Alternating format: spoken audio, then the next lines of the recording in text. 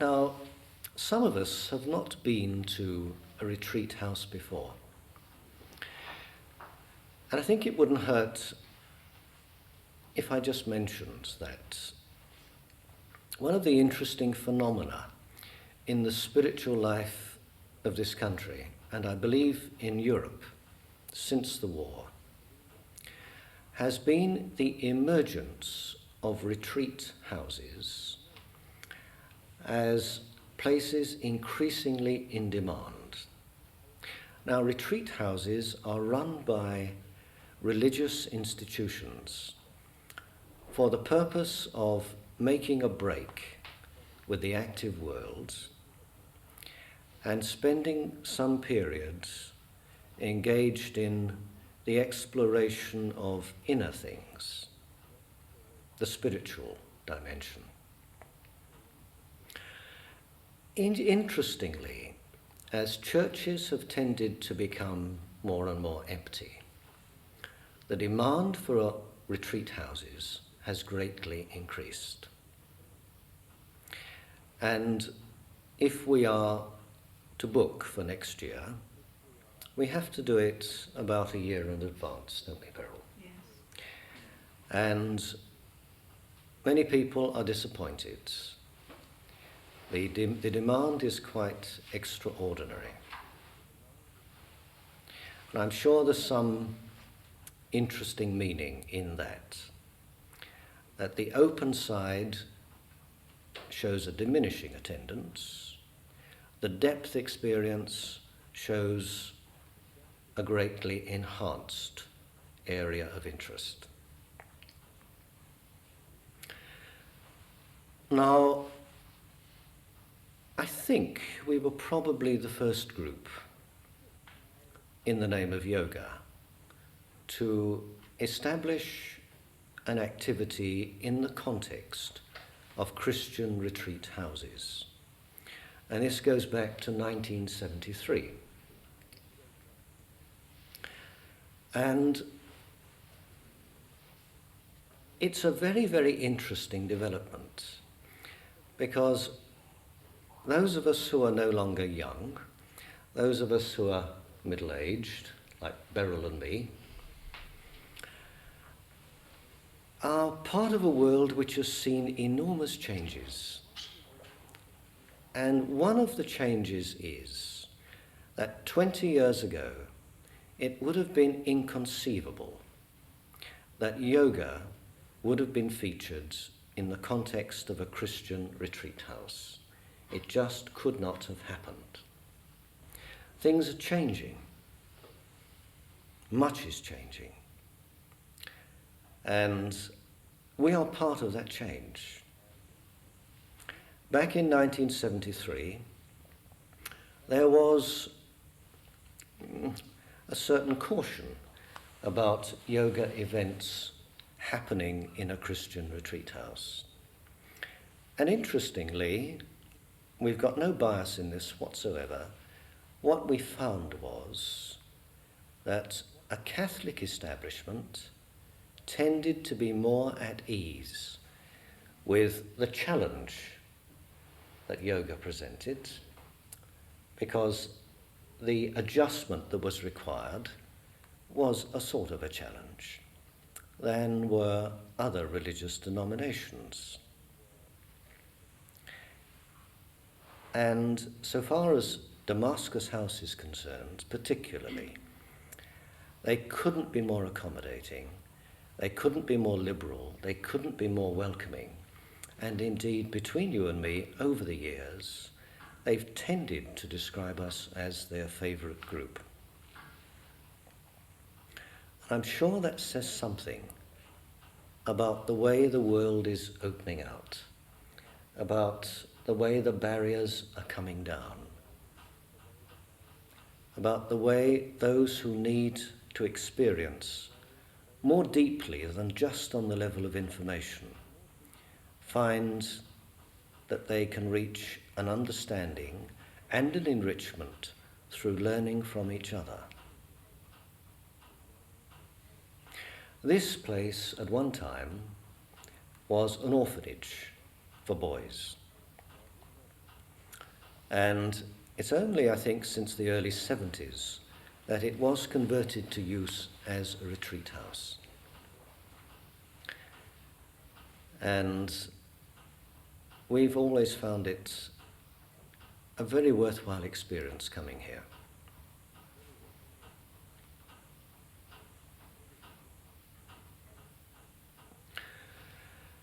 Now, what we propose, friends, is to ask a question tonight and tomorrow night and Wednesday night and Thursday night.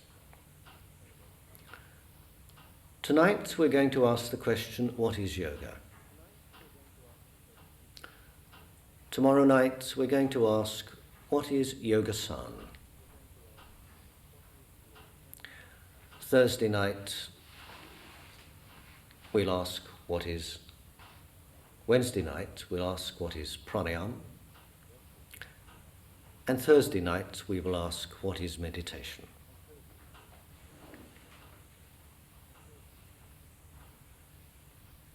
I wonder if we could have a few leading thoughts on what is yoga. I've been wondering for the last 40 odd years, really. What is yoga? Would it help to start semantically? I beg your pardon, sir? Would it help to start semantically from the root of the word? Or would it not help? That was only a question, honestly. Yes, yes. I think it doesn't it not share a root with the word yoke? Like what is being yoked with what? I'm not sure.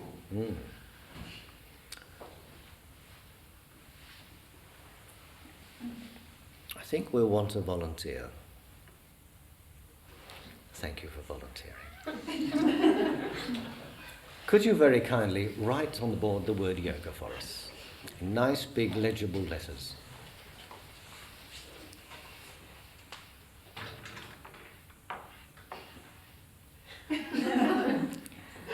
Yes, I know. That white thing made me nervous too. That's why you're doing it. Good, splendid. Now, before we follow our friend's suggestion, could we just have a thought or two? What do we feel yoga to be? What is yoga? What does it involve? What are its characteristics in our experience? What does it do for us? What do we discover from it?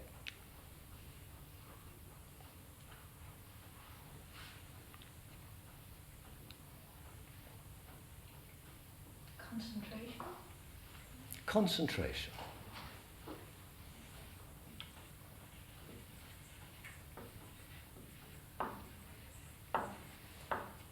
Splendid. Anything else? Relaxation. Relaxation.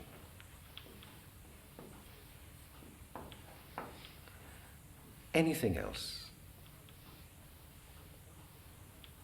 Self-awareness. Awareness.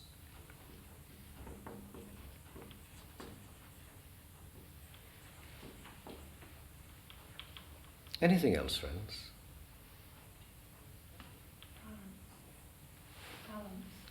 Balance. Equilibrium.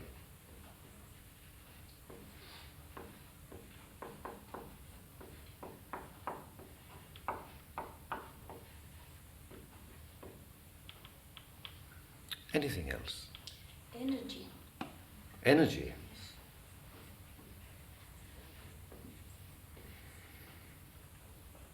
Stillness. Stillness.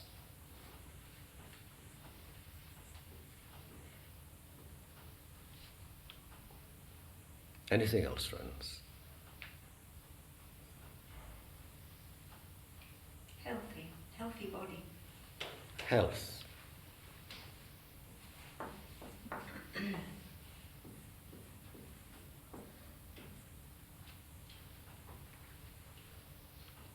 Any other thoughts, friends?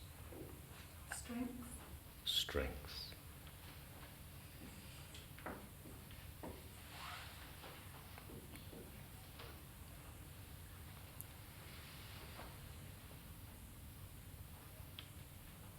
Anything else? Sorry? I was going to say insight. Insight. Gosh.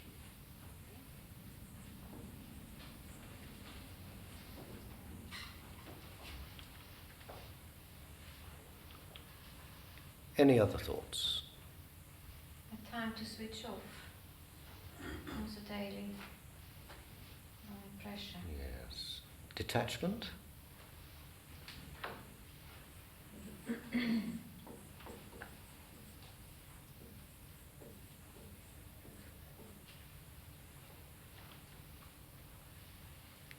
Anything else? Peace. Peace.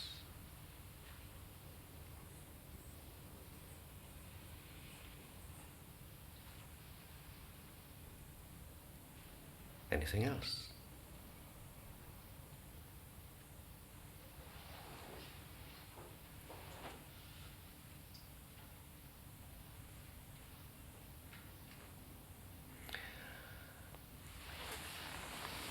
I haven't got a very good view. Pat, could you just read it through to us? Concentration, relaxation, awareness, balance, equilibrium, energy, stillness, health, strength, insight, detachment, peace. I think that says it all, doesn't it? Gracious me. You've given me the evening off.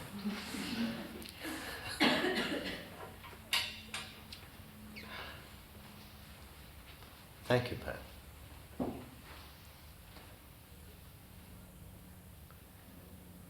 I'm sure you'll have gathered, friends, there are many yogas, many views of yoga, many definitions of yoga. The classic one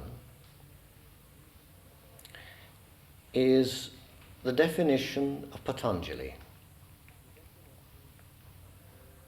which is yoga is the control of the fluctuations of the mind.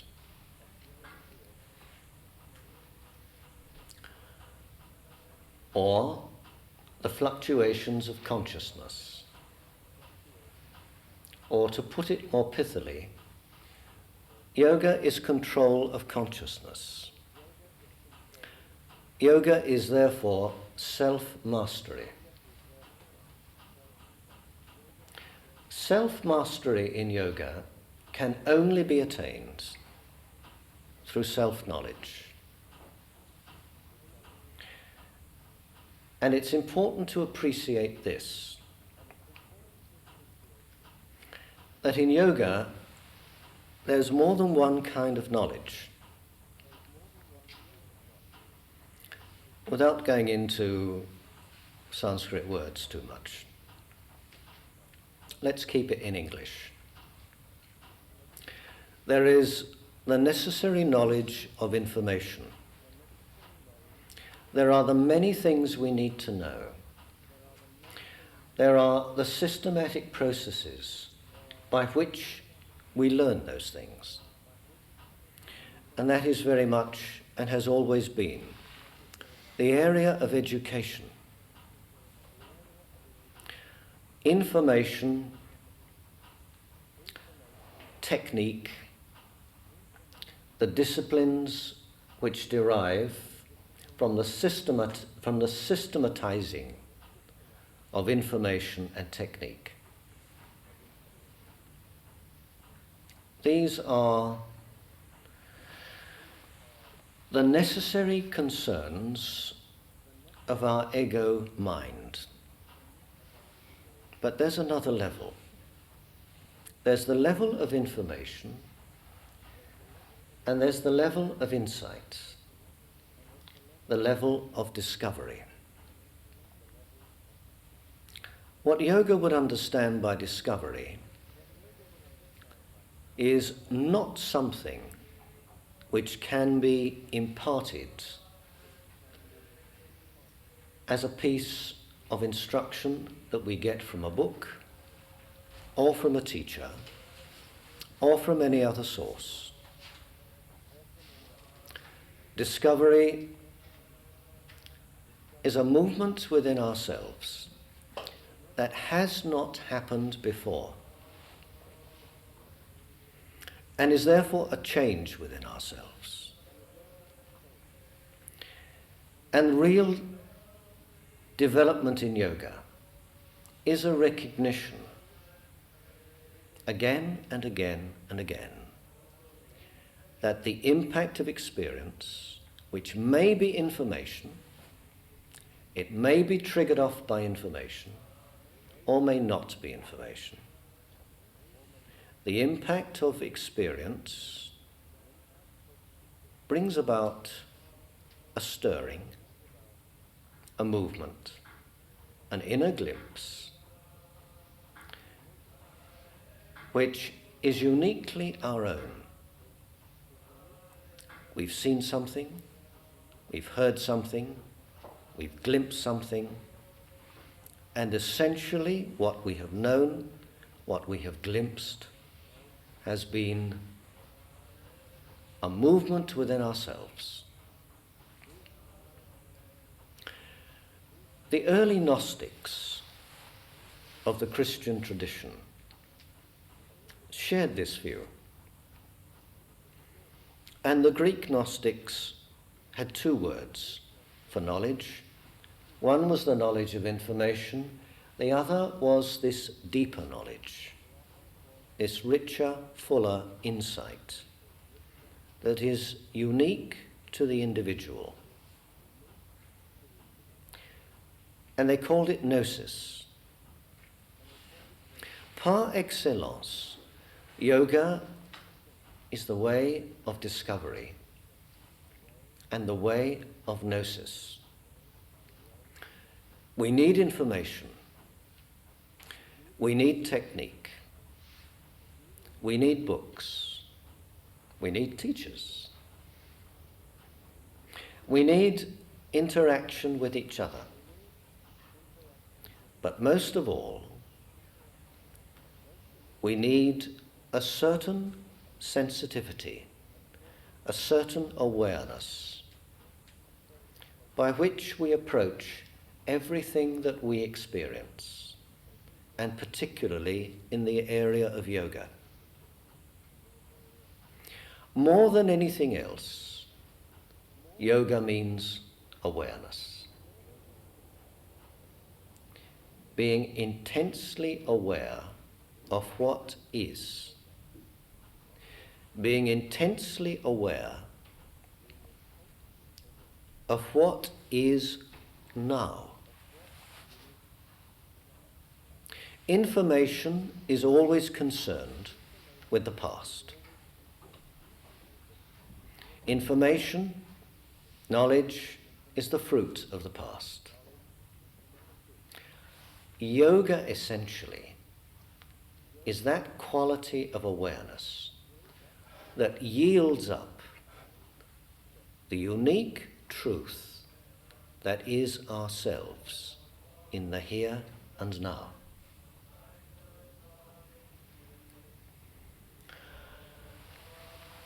Yoga, the word, is very interesting. It derives from the Sanskrit verb yug. Could you just write it up, please, Pat?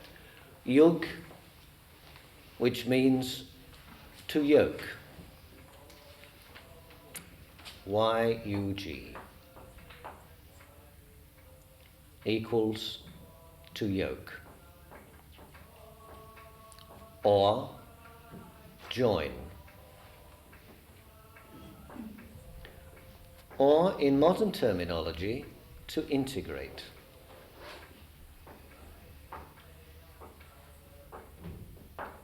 Thanks, Pat.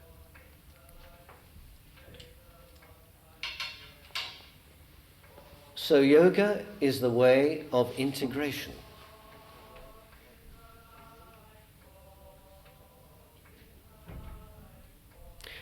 And the assumption, therefore, is that our state of being is not wholeness. Our state of being is not integration, but fragmentation. And we need to discover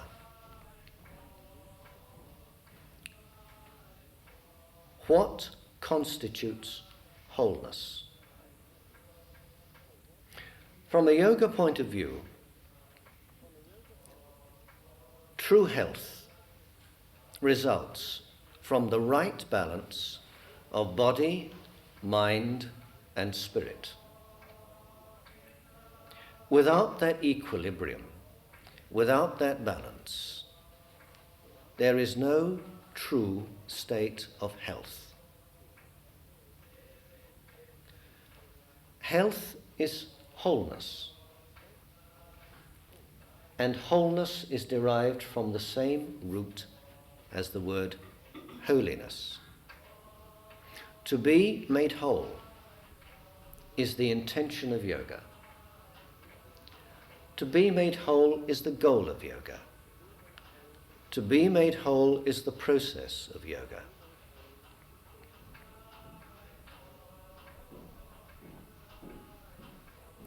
What is it that is made whole? Nothing more or less than ourselves. In yoga, the instrument with which we work is this psychophysical complex and all its difficulties and all its potential. That with which we work is ourself. That which we seek to discover is ourself.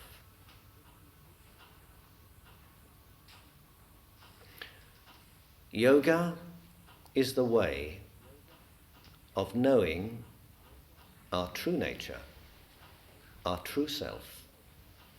Yoga is the process of unfolding our richer, our deeper potential. From a yoga point of view, the whole of the human race is expending endless energy in pursuit of many, many things. So many things which are demonstrably necessary.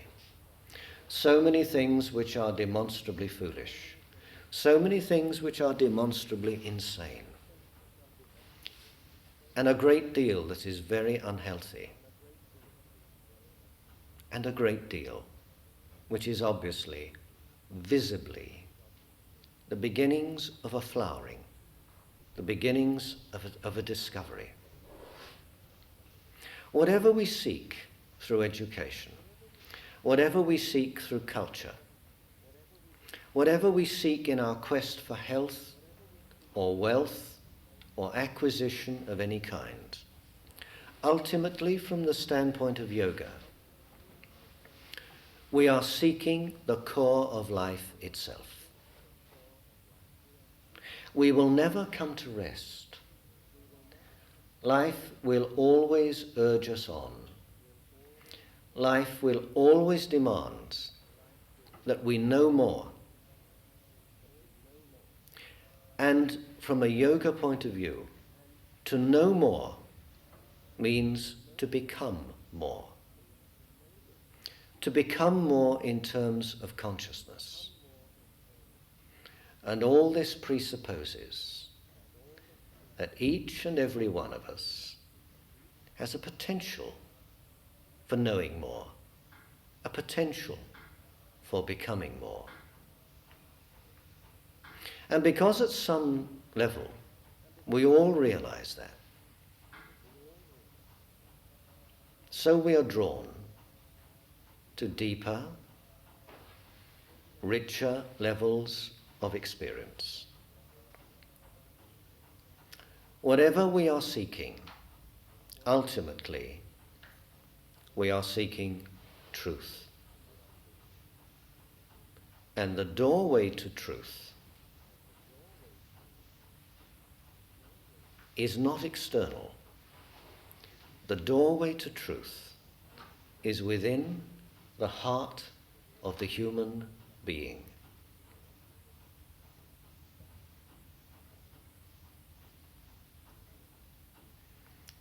So yoga is a means of finding ourselves. And because every individual human being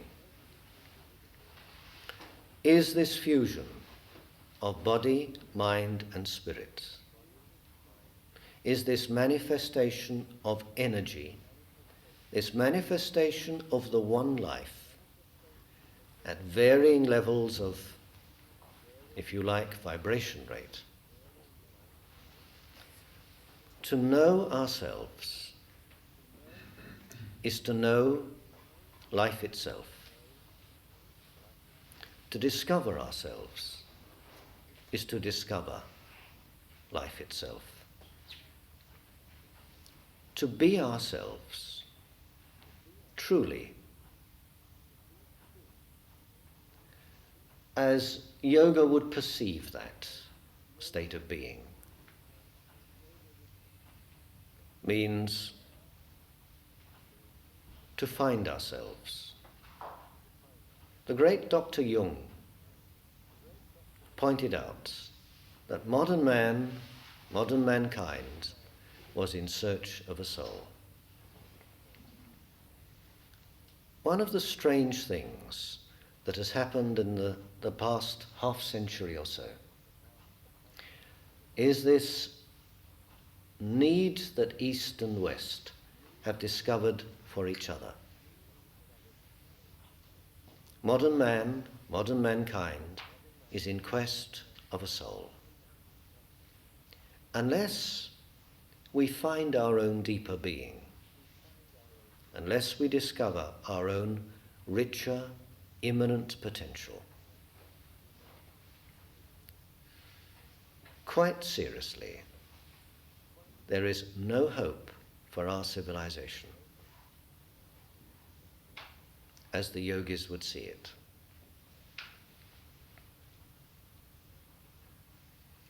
But we have not far to look. We have not far to travel. The whole journey of life is a journey within our own consciousness. When we know our own consciousness, we have begun to discover the reality of the infinite, the deeper reality of the infinite. Because life is one, truth is one, beauty is one,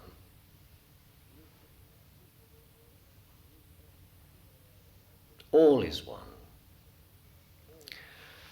Yoga is everything we've said that it might be.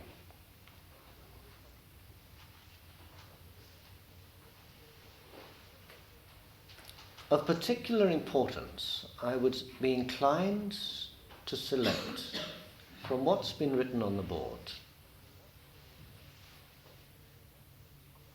strength, peace, and insight. Strength, peace, and insight will presuppose everything else.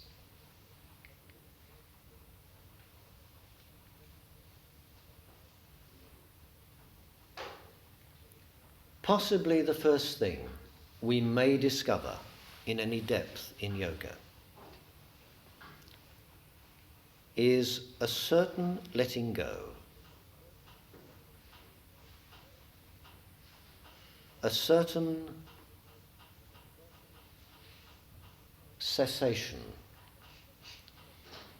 of the turbulence we are habituated to.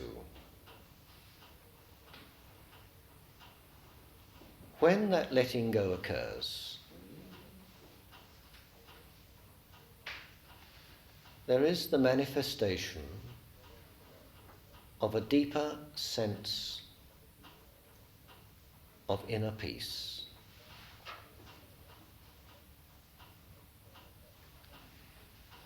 Peace generates sensitivity. Yoga is a process of ever awakening sensitivity.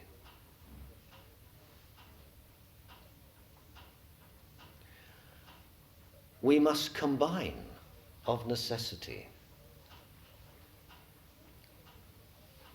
the insight of peace with the manifestation of strength. Strength without the glimpse of peace through which we are attuned to love. Without that, strength is a brutish manifestation. The sensitivity that is peace and love, without strength, is a route to disaster. Through our yoga, may I suggest, we must seek to find the strength to awaken the sensitivity that leads us to love.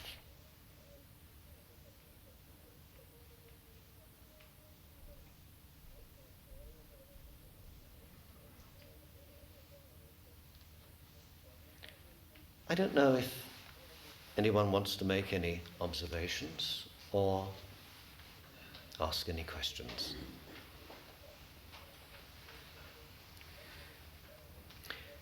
It seems to me, if I may make the observation, that an occasion of this kind can be the means through which we begin to allow ourselves a vista for looking in a different way, a deeper sense, letting the babble up here die down a bit, letting our cerebration, our compulsive cerebration, simmer down. So the stress of an occasion of this kind can be not the accumulation of more and more information, which is always possible through books, teachers, and so on, but a means of standing still, perhaps through action, perhaps through silence, but a means of standing still and seeing what is beyond the frenetic, compulsive flow of thought, emotion.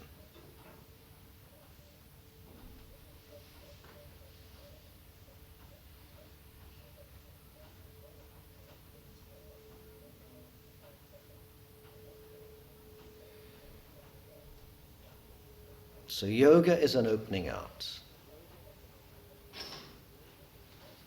Yoga is a silencing. Yoga is a flowering. Yoga is discovery.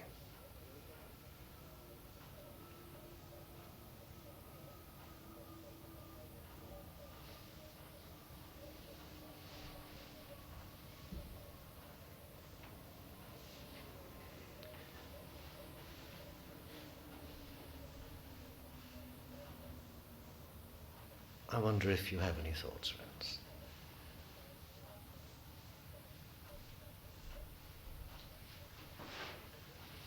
Obviously one doesn't end up a non-participating observer, but what you've been saying would tend to make a bias of that, seemingly.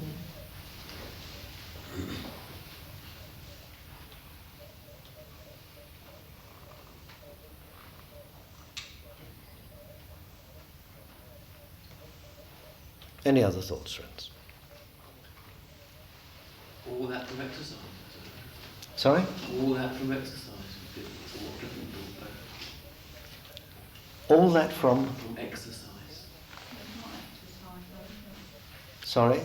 What was the other voice? Well, you said it, all that from exercise. I said, well, I don't necessarily feel that it is exercise. And, you know, the truth, I mean, think of aerobics as exercise, but not yoga. I mean, it's just, there's a form of exercise. It's not just exercise, is it? Depends what you're exercising. Sorry? Depends what you're exercising. But it's not, I mean, Physical yoga's philosophy, isn't it? And it goes back hundreds of years.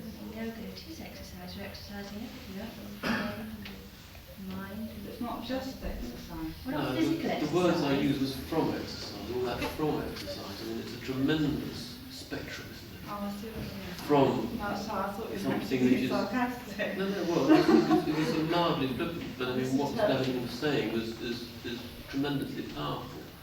And I actually believe a large amount of it, but the fundamentals of it is something based in exercise, something based in looking after the body in a certain way. It seems to me that that's a frightfully important leap to go from something very simple to something very, very powerful. Very big for me.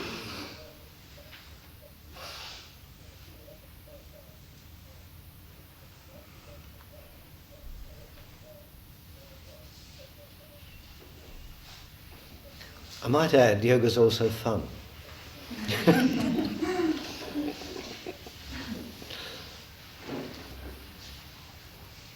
You didn't mention the word stillness. You said strength, Somebody else did. peace and insight. Mm. But you said strength, peace and insight as the most important. But before you achieve those, the first thing would be stillness, wouldn't it? I mean, you couldn't achieve any of those things until you'd first controlled the body and the mind and could be still.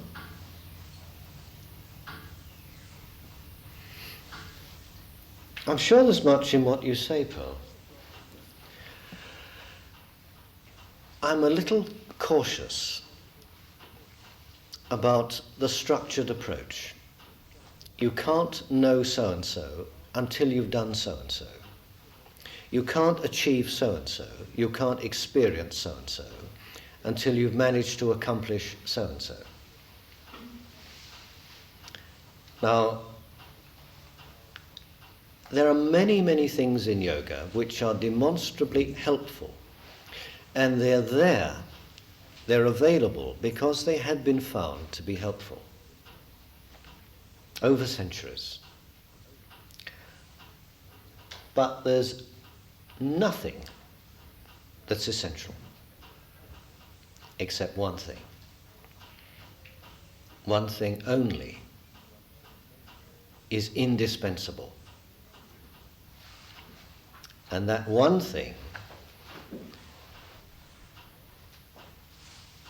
as was expressed by the Lord Jesus, if you would find yourself, you must lose yourself.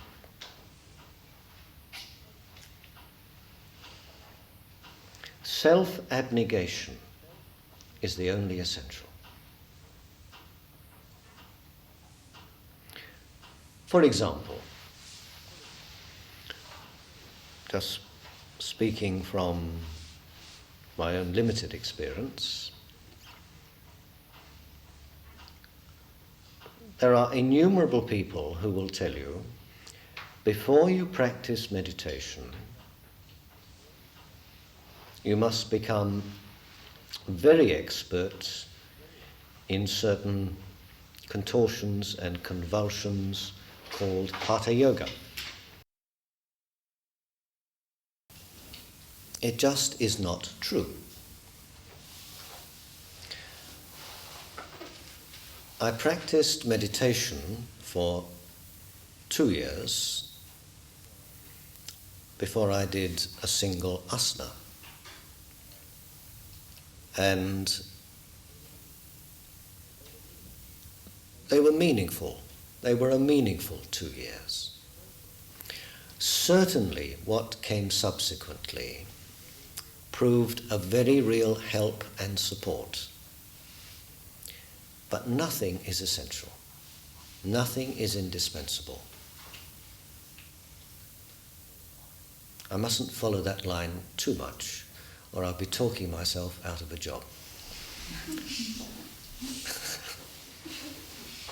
you explain to me exactly what Hatha Yoga is? Because, I mean, when I was a little bit hung up about the exercise thing it took me 2 years to find a class that wasn't just physical yoga. You know, it wasn't just exercise. Where was this? In London. Oh. I did Hatha and Iyengar yoga, and it was just very, very physical.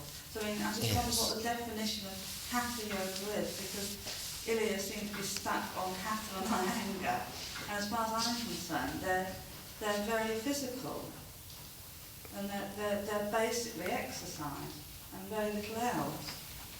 Yes. Oh dear. So I just wondered what the difference is. You've brought us into deep water, haven't you? Oh, sorry.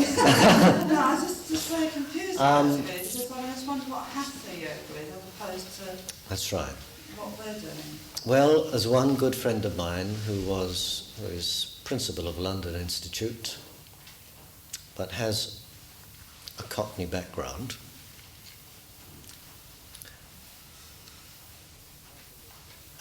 Hatha Yoga is Arthur Yoga.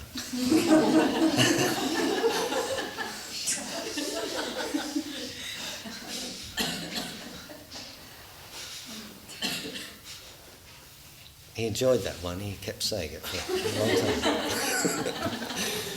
long time.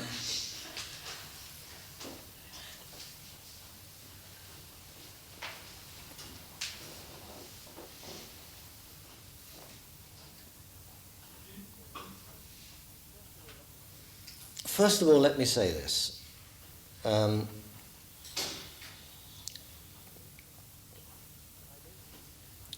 I don't sympathise with those people, those well-meaning people, some of whom are very good friends of mine, who talk about the higher yoga. There's no such thing as the higher yoga. There's only yoga.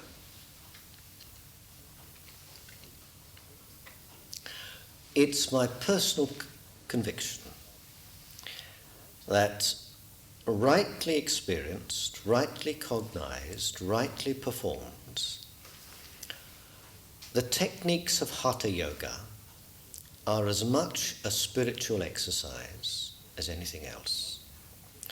As much a spiritual exercise as, say, the martial arts performed as a Zen exercise, as much a spiritual exercise as, say, the dervish circulating dance.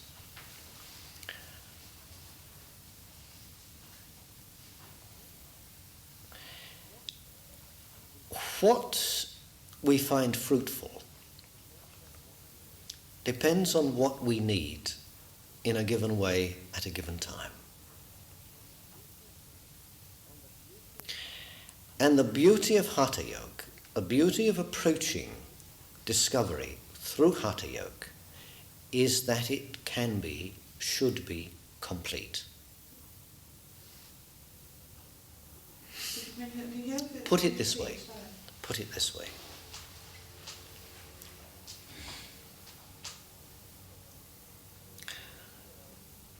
Somewhere along the line, in relatively modern times, they developed this process of specialization which has bedeviled the Western world, but is also very evident in yoga. This process of specialization whereby meditation is separated from the calisthenic discipline of yoga, from the physical exercise aspect. And the Vedantists will tend to tell you that they follow the higher path. I was much influenced once by gentlemen in yellow robes who spoke in that way, and had to learn through experience that their viewpoint was incomplete.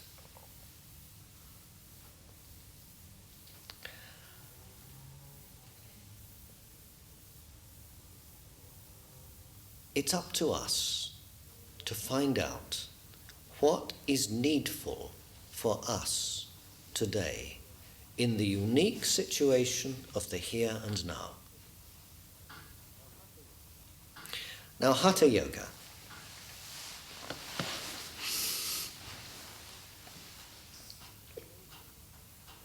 In ancient India,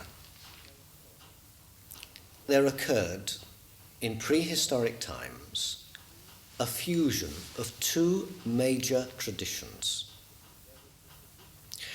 There was the tradition of the Dravidian people who inhabited the Indus Valley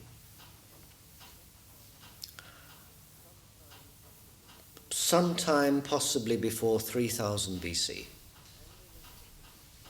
And there was the tradition of the invading Aryans, who invaded probably in spurts between 3000 and 1000 BC. Now,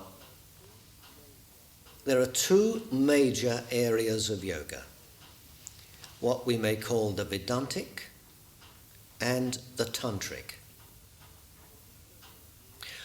What is called Tantra is the tradition of the more indigenous Dravidian peoples. Vedanta, the consensus view would hold, is more the viewpoint of the invading Aryans.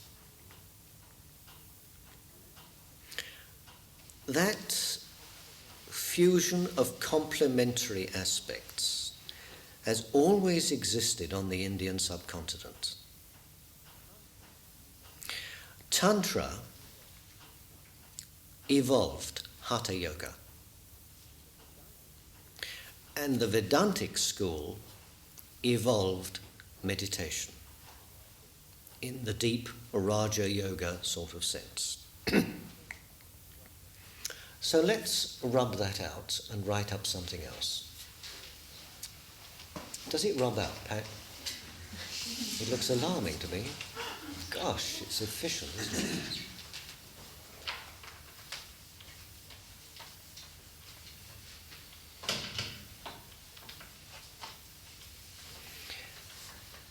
Could you just write up on top Tantra?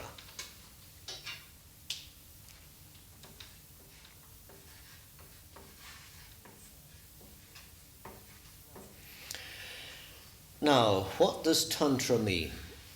There are many funny things said about Tantra, but it's defined in a number of ways. It means weaving. Could you just write that up, Pat? Weaving. And it means expansion.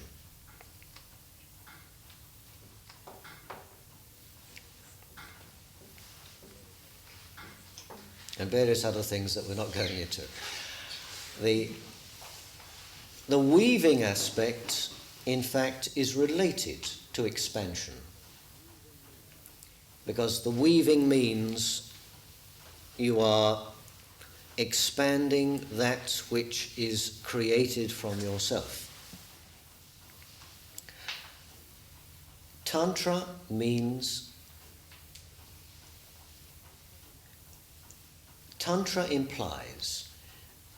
an ever-increasing capacity for self-expression through self-expansion. Now, the other word is Vedanta.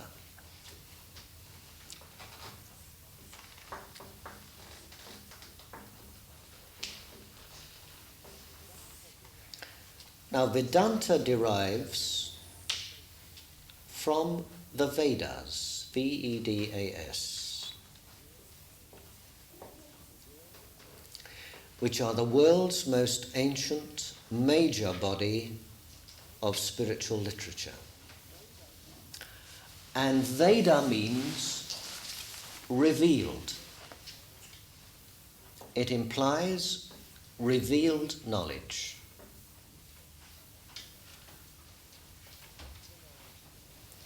Not the knowledge of information, but the knowledge that comes from beyond the mind and incarnates and is expressed as thought and word.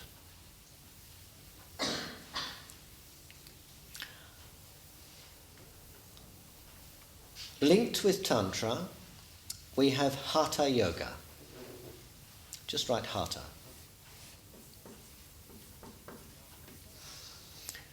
Now, Hatha is the combination of two syllables. Ha equals sun.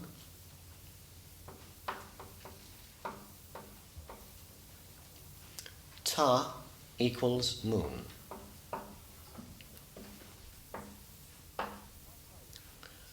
So Hatha Yoga means sun-moon yoga.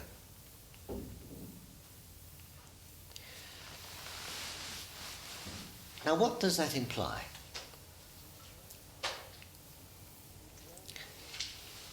We dwell on the earth. We are part of the earth. In the ancient view, the earth is our mother, and the sun is our father.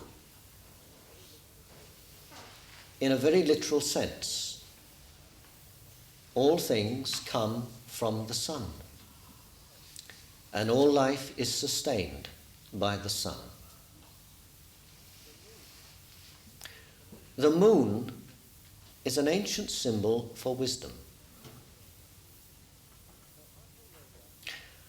So Hatha Yoga presupposes the fusion of earth, which yields up the fruitful organic development of evolution,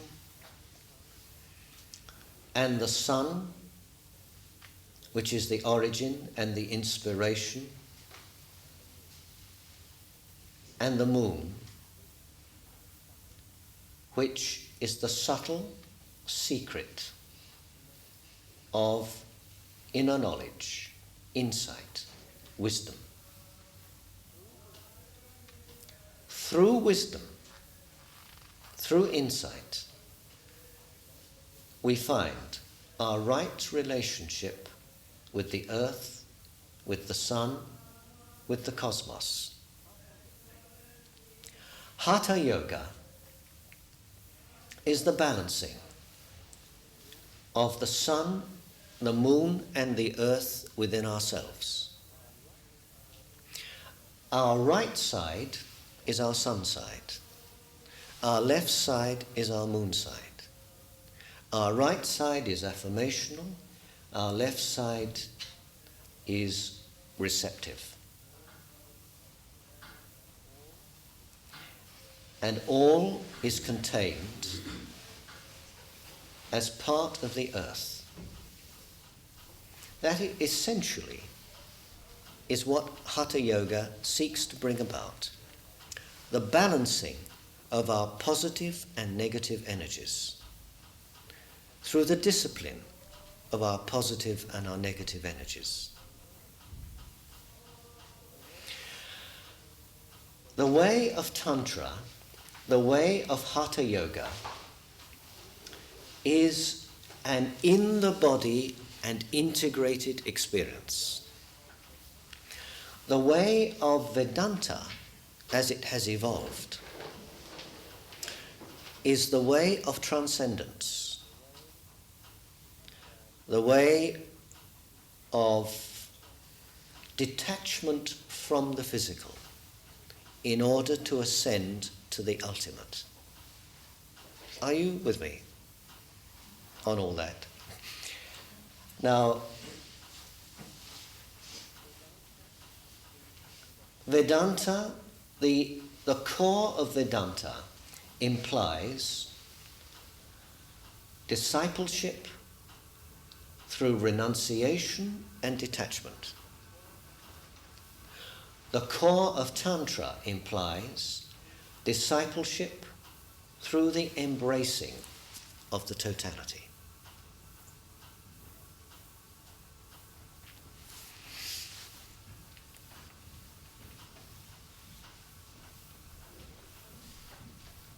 And for what it's worth, I'm very persuaded that the yoga we need to develop, we need to find, to serve the demands of the 20th century into the 21st century, are a way which produces sensitivity, yields strength and health, and at the same time facilitates the awakening of our inner nature. Paradoxically, for many of us, the first thing we need to discover is how to relax, how to detach, how to let go, dissociate from the external, dissociate from our own physical containment, find the inner space. That's the essential message of Vedanta. But having done that, we need to discover how to make that perception and that sensitivity, that cognition, meaningful and effective in the here and now with this instrument. In the unique conditions of the turmoil, the madness of the modern world. It's a tremendous challenge. We are the instruments of that challenge. We are the occasion, I strongly suspect, of an experiment by nature. Yoga is old hat. The teachings of yoga are available anywhere, anytime, if we are minded to find out about it. It wasn't so in an earlier part of this century. The Brahmins jealously guarded their traditional knowledge. The questing white man was not welcome. It's an extraordinary thing. And the Brahmins, for thousands of years, monopolized the deepest teachings of yoga, enshrined in their caste system, would not even share them with their own countrymen. The right of access to knowledge primarily was being born a Brahmin. And too bad if you're not one. Now, yoga is available everywhere, on every street corner, even after a fashion in ILEA institutes. And it's a fascinating fact. It's happened in our time, in our century. And there's deep meaning in that.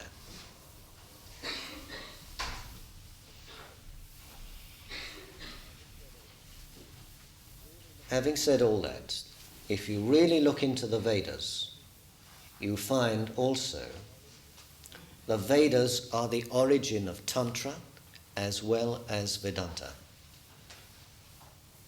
But that's another story. These Indian things are most complicated. We've probably said enough for tonight. I'm sure it's time for a cup of tea.